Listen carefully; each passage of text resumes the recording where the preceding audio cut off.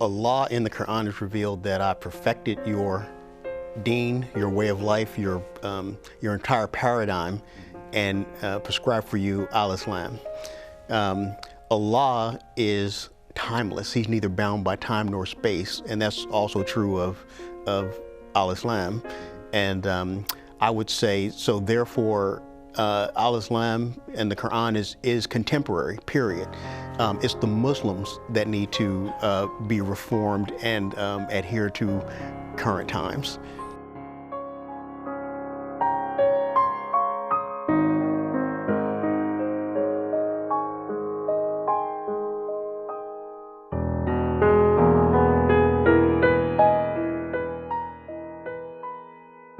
According to Quranic teachings, human beings are the most valuable and noble creatures in all of the universe and are to receive the greatest respect. Allah, the Arabic word for God, has honored the human being in many ways, such as by making angels and jinn bow before him, by teaching him the names of things, by making him God's vicegerent on earth, by offering him the mission, a manner which the mighty universe felt unable to shoulder, by blowing his God's spirit into him and creating him in the most perfect and fairest mode, both physically and spiritually, by harnessing everything in the universe to his service, and finally, by rescuing him from human bondage, by forbidding him to bow down to any creature except God. In the Quran, the purpose of the creation of humanity is given that when God decides to create human beings and give them the trust over the earth, the angels are skeptical. They ask, are you going to put the earth in the charge of the one who will do mischief and shed blood? In other words, given the sanctity of human life, how is it that God is going to give this creature who has the freedom of choice and may, unfortunately, has shed a lot of blood and killed a lot of people and other beings? And God's answer is, I know what you do not know. And he says to the angels, tell me the nature of things. The word means names, but it's understood that you name something to identify its nature. Give me the nature of things. The angels say, we only know what you tell us. He breathes his spirit into Adam and says to Adam, tell them the nature of things, which he proceeds to do. In other words, man's ability to acquire knowledge is intimately tied up with his nature as a volitional being. The angels have to do whatever God decrees for them. They cannot do otherwise. They have no more choice than a rock rolling down a hill or a planet swimming in its orbit. Human beings can choose, and because of our ability to choose, we also can acquire knowledge in a way that is beyond the ken of the angels. So it is for that reason that God says he has given us the trust.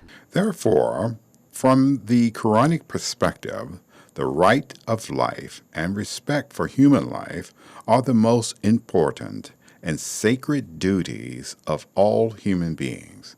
According to the Quran, to put a life to death without justice means to put all humanity to death. The Holy Quran: say, come, I will rehearse what Allah has really prohibited you from.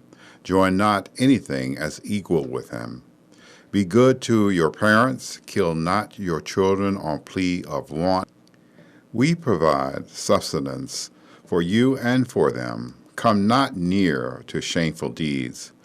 Whether open or secret, take not life, which Allah has made sacred except by way of justice and law. Thus do he command you, that ye may learn wisdom.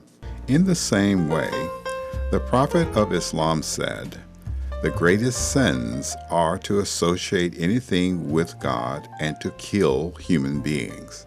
Here, It also needs to be stated that the Quran regards all human beings as sacred.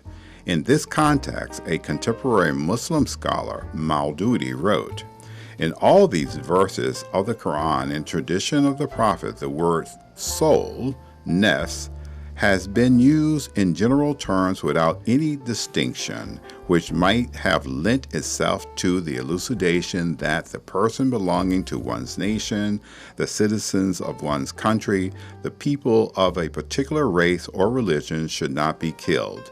The injunction applies to all human beings, and the destruction of human life in itself has been prohibited." The Quran does value human life. So much so that one of the names and attributes of Allah, and the Quran says that Allah has the best names, is the alive. So we see in the Quran a reverence for human life, and I would say a reverence for life in the ecosystem, in the environment.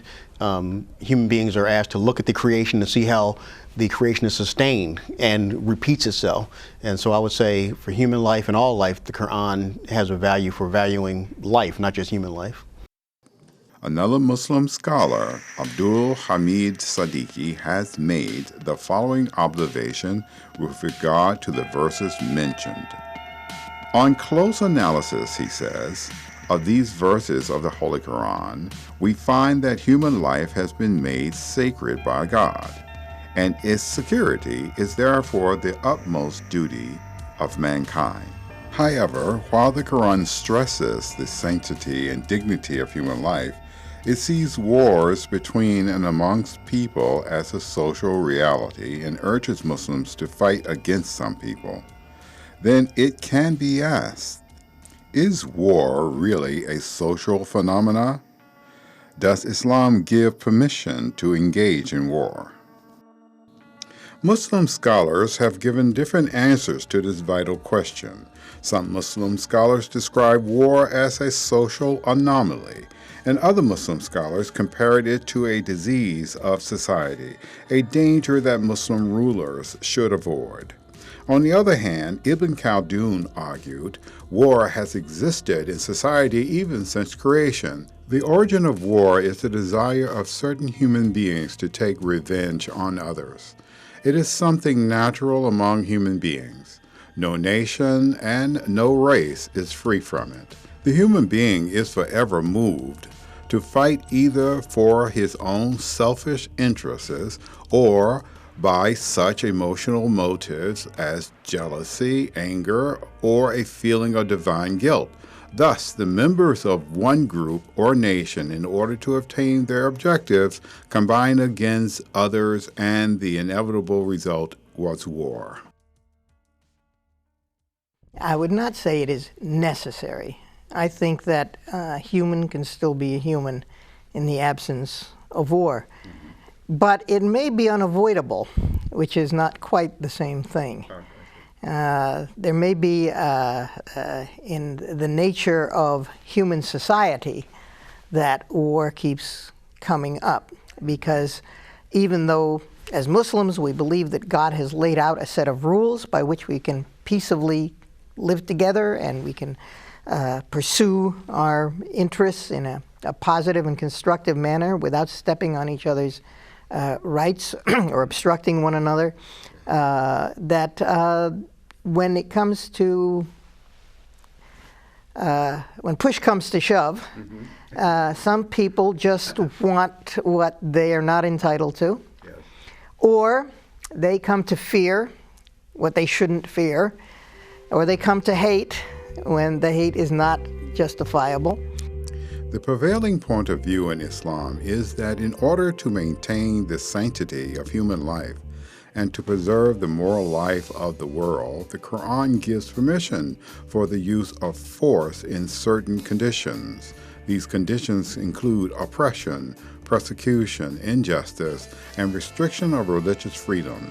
not only for Muslims, but also for people of other faiths. The very first passages which give Muslims sanctions to fight make a pointed reference to all these noble ideas. They are those who have been expelled from their homes in defiance of right, for no cause except that they say, "Our Lord is God, Allah." Did not Allah check one set of people by means of another? There would surely have been pulled down monasteries, churches, synagogues, and mosques in which the name of Allah God is commemorated in abundant measure. In the light of these verses, Muslim scholar Siddiqui says that if one were to reflect calmly over the state of affairs, one would be convinced that the verdict of all religious and ethical philosophies, both ancient and modern, has been, under such circumstances, war is not only justifiable, but a basic necessity, or non-resistance is blameworthy and even immoral. The Quran explicitly gives permission for war in certain circumstances. It says permission to fight is given to those who are fought against. Why should you not fight if you've been driven out of your homes for no reason but that you said God is one? But fight those against who fight against you, but do not aggress, because God loves not the aggressor. Yes. Yes. Now, Muslim scholars have developed a code of just war theory out of this principle and the other restrictions on war that one finds not only in the Quran, but in the practice of the Prophet, peace be upon him. According to the Quran, human beings are viewed as neither absolutely good nor absolutely bad. As we mentioned before, the Quran teaches that while human beings are made in the best of molds and honored in many ways by Allah, if they do not use their faculties aright and follow Allah's laws, they may be abased to the lowest possible position. Because of this dual nature of human beings, the idea of war in Islam is accepted as an inevitable social phenomenon. However, it must also be noted that in Islamic legal theory, the ultimate objective of Islam is not war, but the establishment of peace and justice. This, according to Majid Kaduri, may be regarded as another reason why jihad was not made the sixth pillar of the faith, since in theory it was merely a temporary instrument to establish ultimate justice rather than a permanent article of faith. Then the question arises regarding when this ultimate peace can be obtained. According to the Quran, which says, "And slay them, wherever ye catch them, and turn them out from where they have turned you out. For turmoil and oppression are worse than slaughter. But fight them not at the sacred mosque unless they first fight you there. But if they fight you, slay them. Such is the reward of those who suppress faith. But if they cease, Allah is all-forgiving, most merciful. And fight them on until there is no more turmoil or oppression, and there prevail justice and faith in Allah. But if they cease, let there be no hostility except to those who practice oppression." Islam doesn't only give people permission to defend themselves, but also to protect the weak and the oppressed and the people under their guardianship. And the Quran, for example, says that did God not check one people against another, people would have torn down mosques and churches and synagogues and places where the name of God is praised in the morning and the evening. So the idea is here that Muslims are not just authorized to protect their own freedom, their own lives and their freedom of worship, but also those of other people. In fact, Muslim scholars developed what they called the Maqasid al-Sharia, the higher objectives of the law. And they identified at least 5, some give more, objectives of the law, which you might call human rights, that are to be defended and protected by war if necessary. The right to life, first among them, obviously, the right to property, the right to the intellect, the right to religion. According to the Quran, Muslims are charged to fight until the fitna is ended. What is fitna? As Muslim scholars have explained, it is such a broad term that it cannot be translated into a single English word. It means trial, temptation, putting a man into difficulty. It also means persecution, social tyranny, and social disorder, and compelling a man to unlawful submission, or forcibly keeping men from pursuing the right path, or misleading a man into false pursuits, or in derivation from truth. Fitna literally means trial.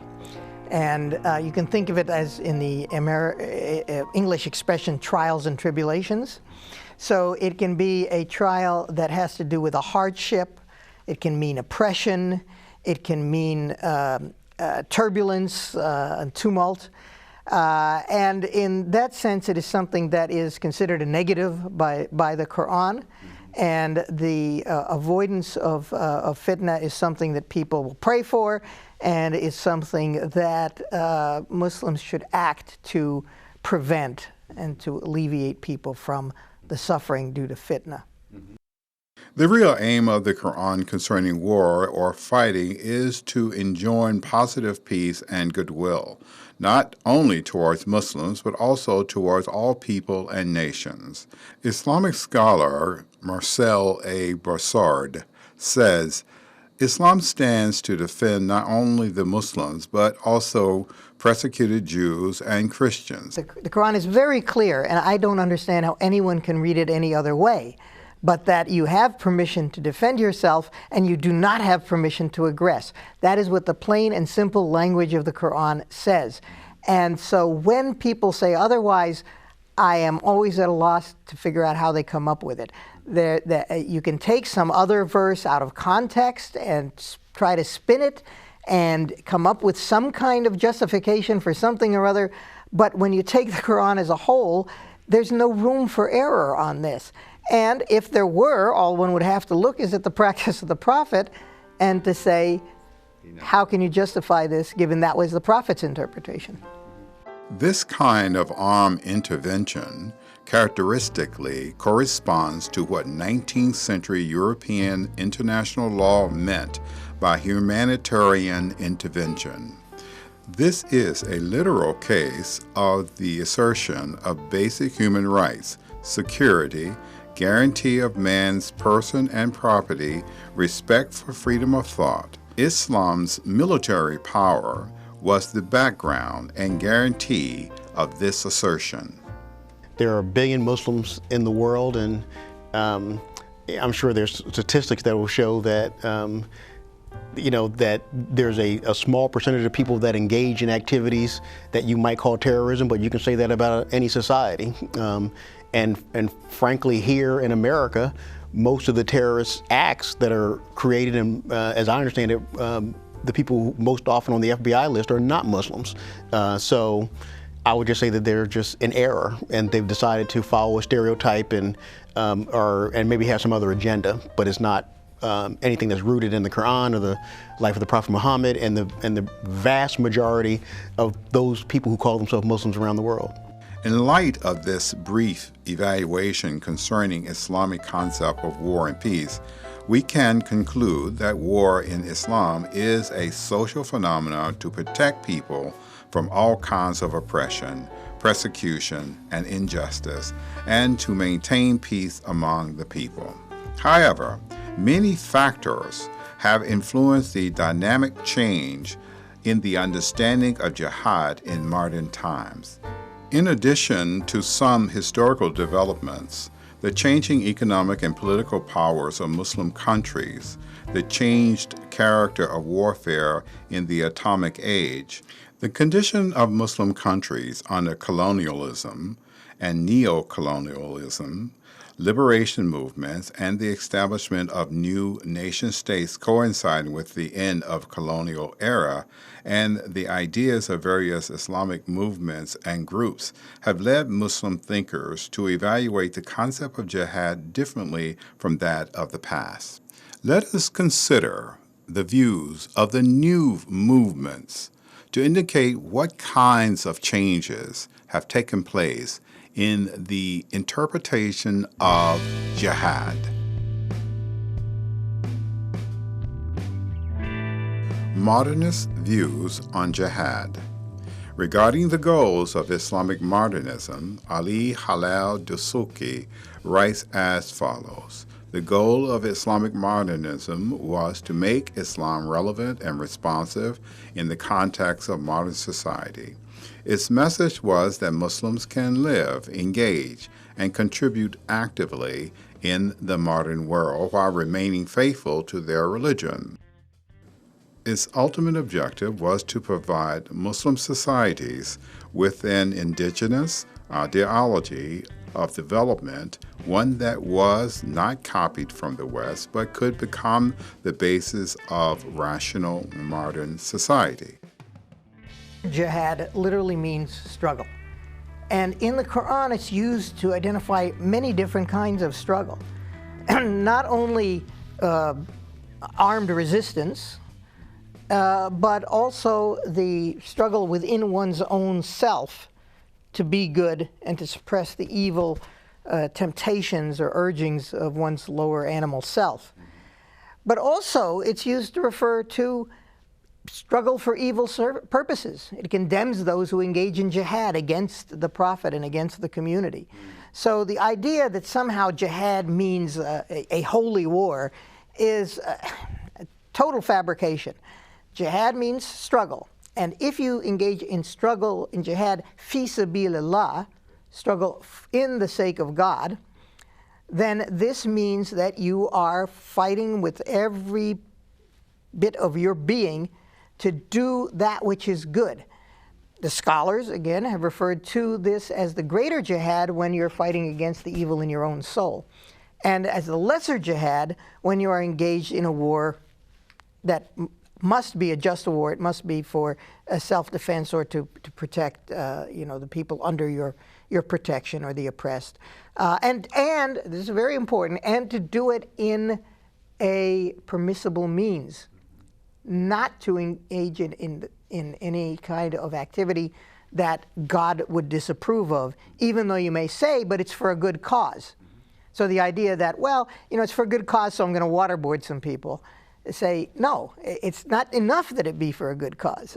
You cannot undermine the cause by the means. The means and the ends have to harmonize. The question remains, does the Quran give permission to engage in war?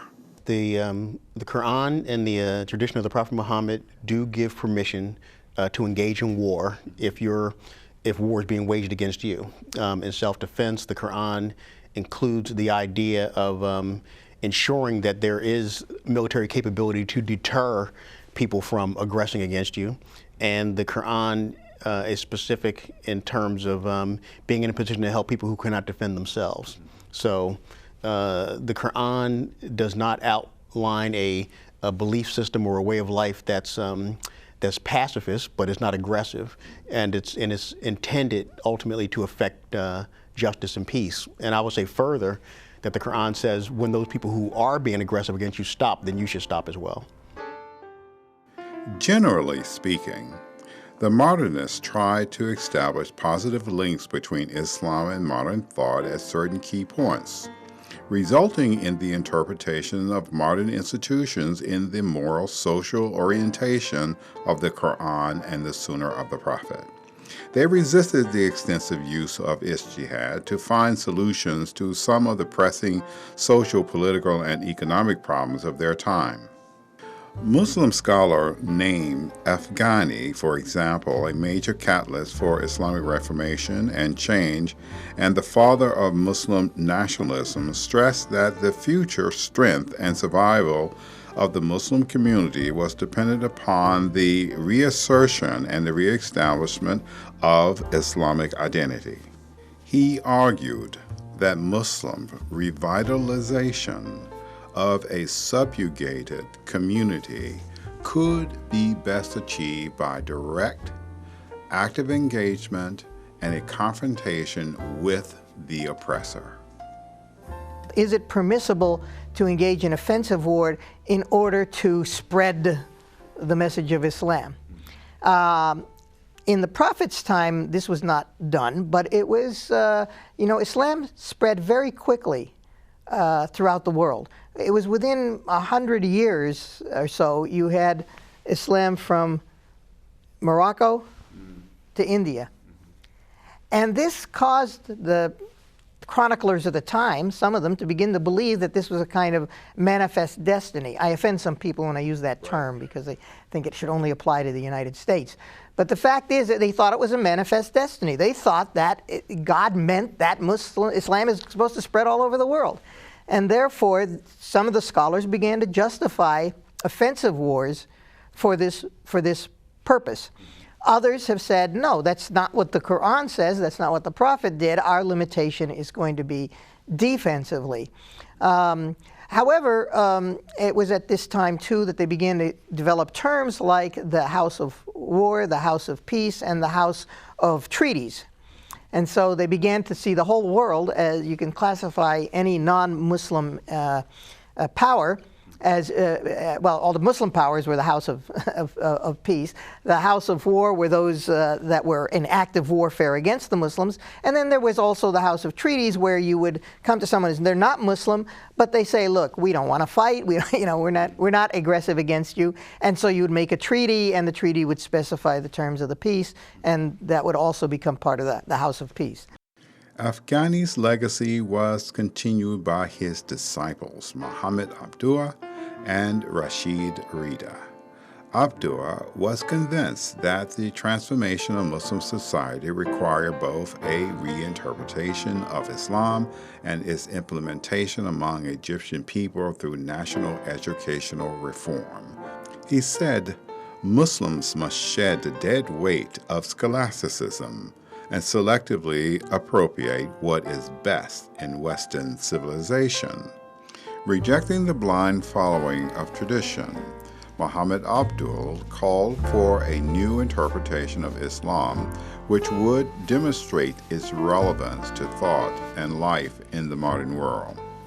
Abdul divided Islamic duties into two areas: duties to God and to society.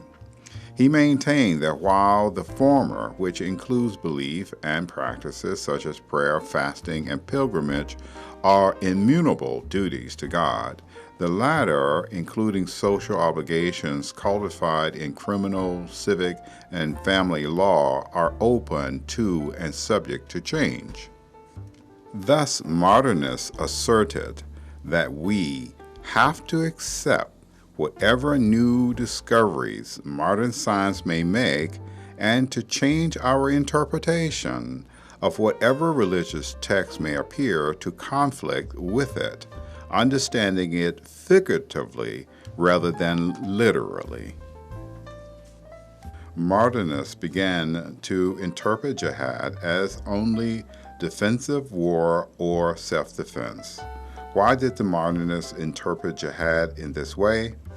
Because it was relevant to the most immediate political problem confronting a Muslim world almost entirely under European colonial control, a world in which one's appeal for justice was sent not to the court of a distant caliph, but to such courts of world opinion as the League of Nations, European Peace Conference, anti-colonial societies, left-wing trade union federations, conscientious and generally pacifist Christian conferences for social action, the secular left-wing intelligentsia, and the European press. The Holy Quran states, "Fight in the cause of Allah those who fight you, but do not transgress limits, for Allah loves not transgressors." To explain the meaning of this verse, Muslim scholars have written, war is not justified in Islam to impose Islam as a religion on non-believers or to impose a particular social regime. The people of Muhammad fought only to repulse aggression. To him, the task of Muhammad was to defend freedom of belief. He went to war in order to defend freedom of thought and to prevent the believer from being diverted from his faith. The entire Quran, the entire revelation, the entire example of the Prophet Muhammad is the evidence. There's a context for every ayat or verse in the Quran. There's a long-established tradition of the acts and deeds of the Prophet Muhammad, who in the Quran is held up as a good example and an example of great moral character. And the Quran, in almost every other, it starts every surah with the name of Allah, the most gracious, the most merciful. Where there are injunctions for Muslims to defend themselves, the Quran says, but peace is better, forgiveness is better. And even if you have to dispense justice, even then you should be merciful. So I would say that the entire revelation is consistent with the name and the root meaning of the religion of the deen, the way of life, the paradigm, al-Islam, which is the root of it is peace, safety, and security. The misuse of the word fundamentalism is a particular pet peeve of mine. The fact is, the word originates from Christian history, in fact, specifically from Protestant history, and refers to a school of thinking that says the Bible is both inerrant and literally true. Always. Everything in the Bible is inerrant and literally true. Now, to take that and try to apply it to any other tradition is unfair, and to apply it to Islam in particular is downright absurd. The Quran says much of what we tell you is of basic fundamental meaning, and much of it is allegorical. So if you're going to claim that the Quran is always literally true, then you're denying its inerrancy. So this is just the worst form of foolishness, and I like I said, you push my buttons when you ask that question. Now, some people will say, okay, we get that, but can't you make an analogy between some Muslims who are kind of, tend toward the literalist and tend toward ultra-conservatism and an oppressive interpretation, so-called extremist interpretation, maybe a violent interpretation? Can't you say by analogy that they're like the fundamentalists? Well, even here, that's lumping together a whole bunch of ideas under a single rubric in order to quash discussion and to prevent any kind of nuance. It's like, in Orwell's 1984, the idea that language would be, evolved or changed and artificially changed to the point where people are no longer able to express subtle ideas, and they end up speaking duck speak or quack speak, so that what they say doesn't mean anything anymore. And that's what you're doing when you lump all these different kind of ideas. Someone who's violent, someone who's extreme, someone who's conservative, and so you call them someone who's literalist, and you call them all fundamentalists. You're refusing to make important distinctions. And these distinctions are important even if you look at the Christian world, because there are some people who are very conservative Christians, but they would not attempt to, let's say, shut down an abortion center. There are some who are extremists who would shut down an abortion center, but they wouldn't bomb an abortion center. And then there are those who go around bombing, abortion clinics. You can't lump these people all together. And to try to suppress language and to change language so that you're forced to lump such people together is an outrage not just against the people, but against language itself. It is a hatred for truth, basically. Andreas de Souza has pointed out that the term fundamentalism was originally coined to describe the belief system of a group of American Protestants who refused to compromise on the 5 fundamentals of their faith. These 5 key points were the virgin birth of Jesus, his physical resurrection, the infallibility of the scriptures, the substitutional atonement, and the physical second coming of Christ. However, while this term applied in the 1920s to the ultra-conservative Protestant Christians, Rifat Hassan points out that it began to be used extensively in the 1980s to epitomize the negative images of Islam and Muslims prevalent in the Americas and Europe. While the term fundamentalism may be relatively new, the image is that of a ferocious-looking Arab wearing a flowing white garb, riding a wild horse, and flashing a saber. Fundamentalism began to be understood as Muslim extremism, backwardness, confrontation, intolerance, fanaticism, narrow-mindedness, militancy, radicalism, and unyieldingly aggressive stances. So if my foundation as a Muslim is the Kamal Shahada of La ilaha illallah Muhammad Rasulullah sallallahu alaihi wasallam and the 5 pillars of Islam, that's my foundation. That is what my Islam is built upon. So for me, there is no concept of fundamentalism in a negative way except for positive. Is there really a connection between the fundamentalism described and the reality of contemporary Islam and Muslims? If so, who are the fundamentalists? Why did such a current emerge? What are its characteristics? As Muslim scholars have pointed out, although the Arab word usul can be used to refer to a fundamental or a principle, the term fundamentalism has no uses among Muslims until it began to be applied to some Muslim groups by Americans and Europeans.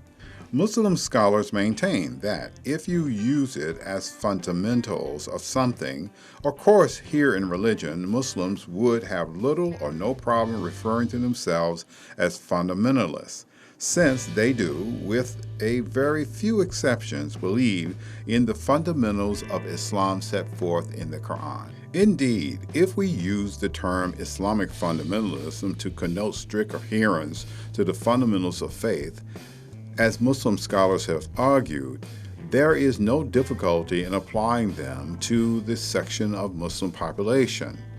Muslim scholars legitimately ask, what is wrong in being a fundamentalist?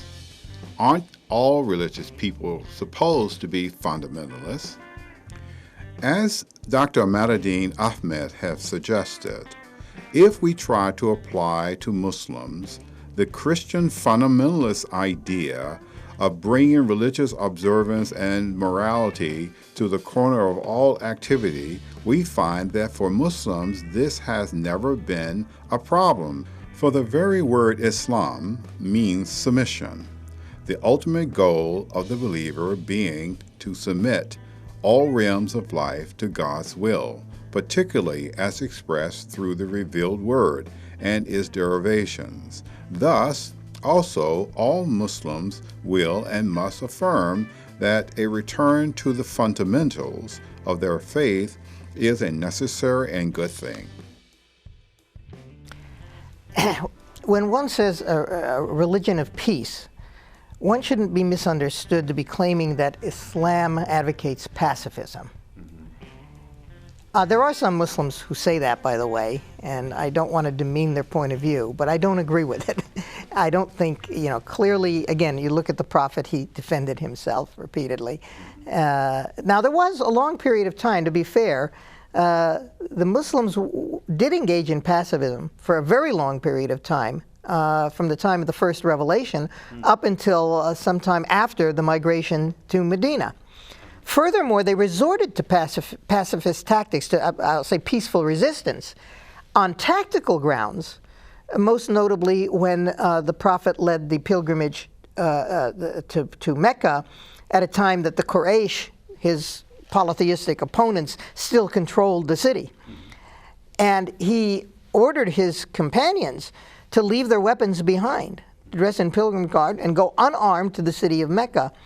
But he did that for tactical reasons. It wasn't because he thought they had no right to defend themselves.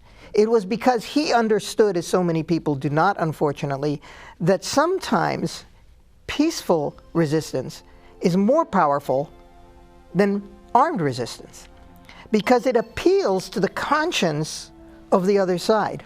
The meaning and the necessity of jihad. According to Muhammad Abu Zahara, jihad stems from mercy and means the repealing of aggression and the establishment of justice against tyranny and corruption. The spread of belief in Allah and making Allah's name supreme over all things is not for him the aim of jihad. Instead, jihad is to repeal and prevent aggression and the corruption of Muslims. He accepts jihad's defensive character, arguing that there will always be corruption and oppression in the world. Jihad is and always will be part of our moral life until the end of the earth. So it was from the root source of how I was raised. And growing up, I asked my dad why. He said, because in Islam, you do not differentiate between your children just because they are female or male. Your children are your children, and we are all created by Allah as one.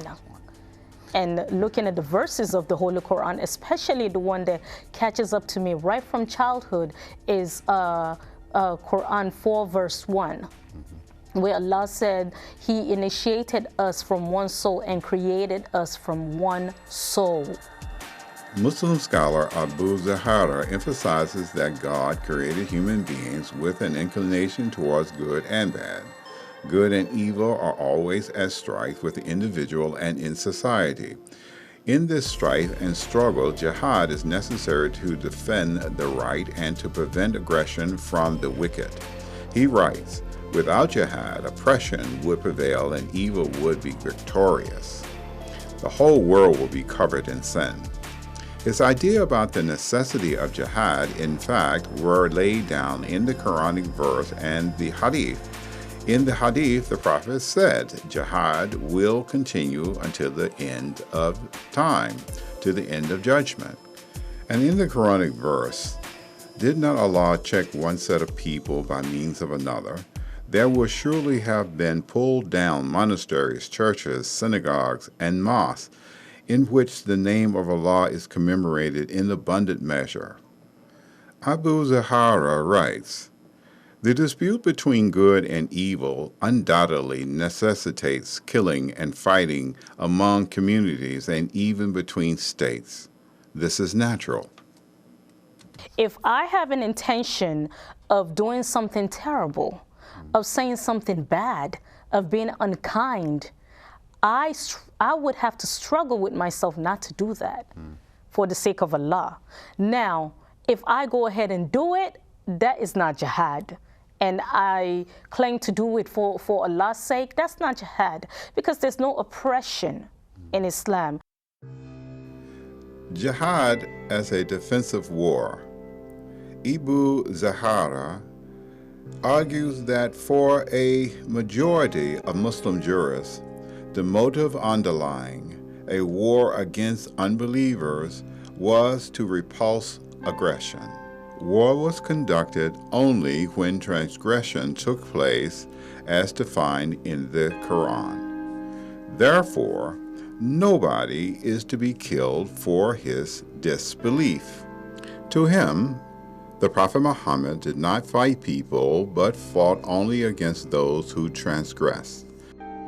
And as long as the other side has a conscience, anything you can do to help to refine that will be very effective. And I'll give you, if I might, a concrete example from more recent history, and that was Abdul Ghaffur Khan, who was leader of the Pashtun resistance during the British occupation of India. Right. He formed a Muslim organization which was charitable in nature, but also engaged in peaceful resistance against the British occupation. And it was his people who, if you see the movie Gandhi, you'll remember the famous scene. They didn't, unfortunately, identify them as Muslims, but they were Muslims, who were staging a peaceful protest, and the British had their Indian subaltern troops shoot them down. And the Muslims would get up one line at a time and walk towards the machine guns, bearing their chests, as if to say, if you're that kind of person, here's where you shoot. And after about an hour, the Indian troops became so ashamed of themselves that they stopped shooting. And the British turned their guns on their allies and started to shoot them down for refusing to follow orders. Now, there were British newsreel cameras observing this, and those newsreels were shown in Britain. And that was the beginning of the turning of the tide of British support for what until that time had been considered the jewel in the crown. And all of a sudden, the British public was saying, we're not that kind of people. You can't do this in our name. That's what the prophet was appealing to here. He wasn't saying we don't have a right to defend ourselves. He was saying, you know, sometimes it is more effective to not fight back and let your opponent see what he is doing. Because of this, the prophet did not kill or give permission to kill those who did not take part in war and were not involved in it. In the addition, he forbade killing women, workmen, children, and all other people who had no connection with the war. In case Muslims had to kill their enemy, they behaved very humanely. For the prophet said, if you were resolved to killing, you must kill honorably. The prophet also forbade such inhumane things as striking and defacing the enemy's faces, torturing the wounded, and mutilation. In order to support his contention that war in Islam is only for defense, Zahara cited the following verse as an example. Fight in the cause of Allah those who fight you, but do not transgress limits, for Allah loves not transgressors. To explain the meaning of this verse, he says war is not justified in Islam to impose Islam as a religion on non-believers or to support a particular social regime. The peoples Muhammad fought only to repulse aggression. To him, the task of Muhammad was to defend freedom of belief. He went to war in order to defend freedom of thought and to prevent the believer from being diverted from his faith. Well, I think it's the Muslims rather than Islam that are needing to reform. But if you're going to call the interpretation of a religion something that can be reformed, and I think you can, then I believe that a reformation is in order. But the problem is this. Islam has had reformations. The so-called Salafi movement to take Islam back to the 7th century is a reform movement, all right? So reform is not necessarily something that would be positive. I think that those people who say that Islam needs a reformation are people who are imposing a piece of European history on Islam. Christianity went through a reform period, badly needed. Islam itself was the reform of the Arab world. Muslims called the time before Islam the age of ignorance, and Islam brought about the age of knowledge. It created a new attitude towards knowledge, as Franz Rosenthal wrote in his book that I know you're well aware of because you've done programs on it. And that attitude towards knowledge is something that is inherent in Islam. The problem is that Muslims have gone through a period where they have lost sight of that. For the past several hundred years, ijtihad was suppressed. Ijtihad is an Arabic word meaning original critical thinking. This original critical thinking was abandoned in Sunni Islam by the scholars as well as by the masses, and the pedagogical model of the Muslim world is one where knowledge is a matter of things that you memorize, not about things that you think about. That's the big change that needs to be made. So yes, a reformation is called for, but I would say it's a reformation in pedagogy, a reformation in education, a reformation in epistemology perhaps, rather than some kind of fundamental change in the approach to the holy texts. Because when you look at the historical majority interpretation of the holy text throughout Islamic history, you will see that it pretty much reflects what we've been saying about these issues of war and peace, about aggression and about peace, about the sanctity of human life, about the higher objectives of the law or the rights of human beings. That's all already there. The trouble is that when people are asked to apply it, they don't even know where to begin. Either they have no knowledge at all of what Islam teaches, or they think that's just a matter of blindly following previous generations. Whereas you have to be able to apply the fundamental principles of Islam to the situation in which you find yourself. All right? And so that doesn't mean setting a new set of strict, inflexible rules that you're going to impose on people. It means to encourage people to develop that direct relationship with the Almighty that the Shahada, the first pillar of Islam, is all about. To be a Muslim, you have to say, believing and knowing what it means, Ashhadu an la ilaha illallah, I bear witness that there is none worthy of worship but God. And Ashhadu anna Muhammad Rasulullah, I bear witness that Muhammad is the messenger of God, which means that what you see in the Quran is God's message to us. Now, if you believe that your only duty is to the Almighty, and that what the Almighty is expecting of you has been laid out for you in the Quran, then you have to develop your relationship with that text. You have to be able to understand what that text means and how to apply it in the challenges that you're going to be facing as an individual or as a community. That's the reformation that's needed. In conclusion, if we look closely at the views of these different groups concerning jihad, we see that most Muslim groups shared certain goals in common: to establish a just social, political, and egalitarian society, and to put an end to poverty, injustice, despotism, and corruption in Muslim countries. They differ, however, in the methods which they advocated. In the context of a critical approach to the question of jihad, Muslims should interpret and evaluate the Quranic verses regarding jihad as well as other issues, both in the light of the total teaching of the Quran and of contemporary conditions. Muslims should always keep in mind that they live in a different world from that of the earlier generations. In contrast with the past, a radical transformation of the essentials and material circumstances of life today have taken place. Thus, Muslims should always consider the benefits and losses for an Islamic community when they decide something. Although Muslims all believe that Islam is the last revealed religion sent by God to be conveyed to all human beings, it was neither the duty of the prophets nor of Muslim rulers to convert all people to Islam. The Quran has granted an absolute religious freedom to all people. Therefore, Muslims should give priority to the missional jihad instead of thinking to use military power to compel belief. Verse in the Quran says, La ikraha fi din. There is no compulsion in religion.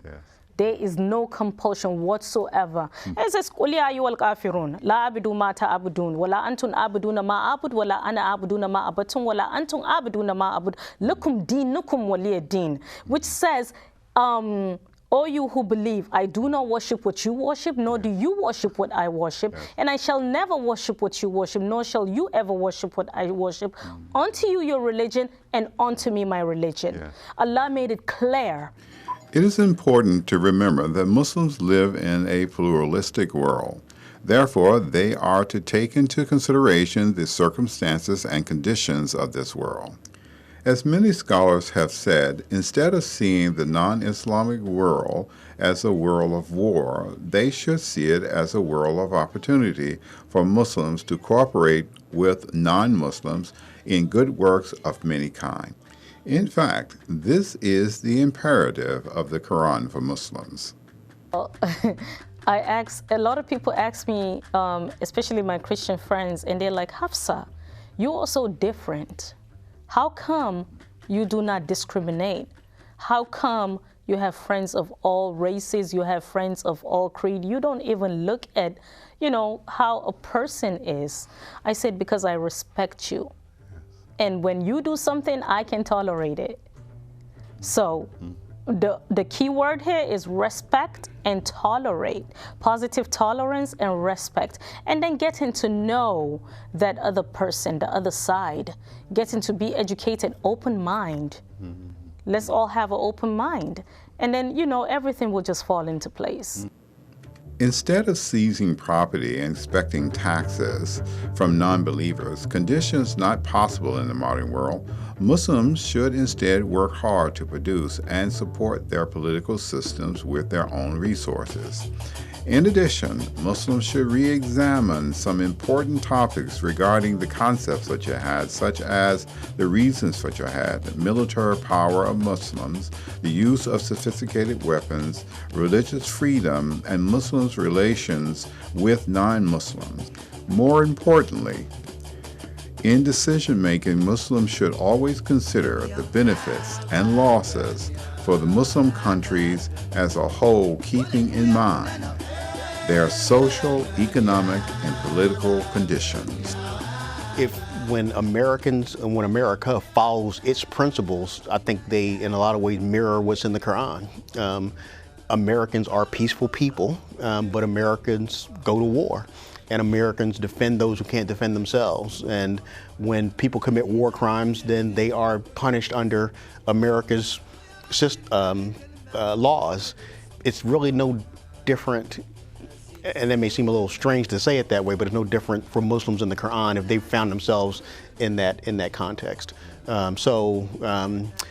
would just say that the Quran is intended to be a timeless revelation that provides guidance.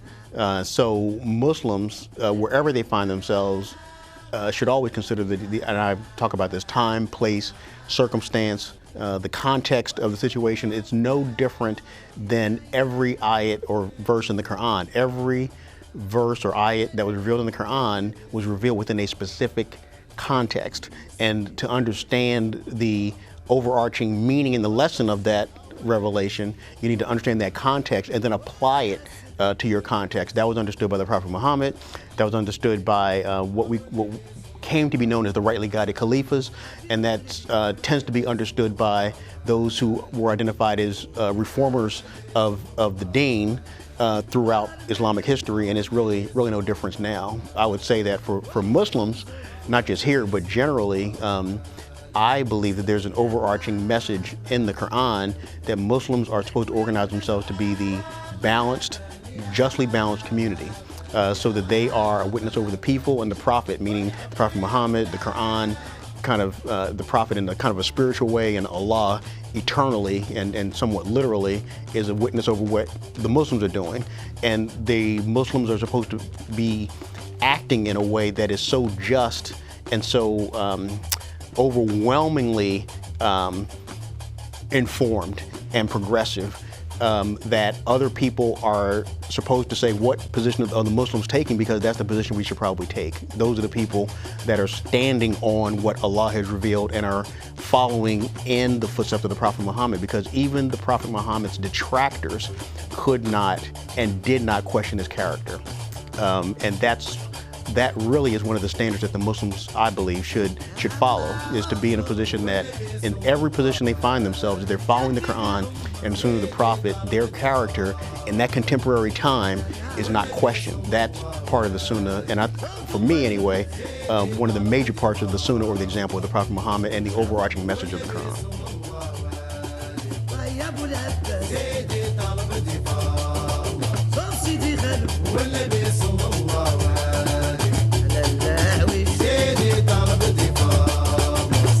بن سليمان والنبي صلى الله عليه رجال رياض العروس سيدي تغبتي فالله وسيدي عبد العزيز والنبي صلى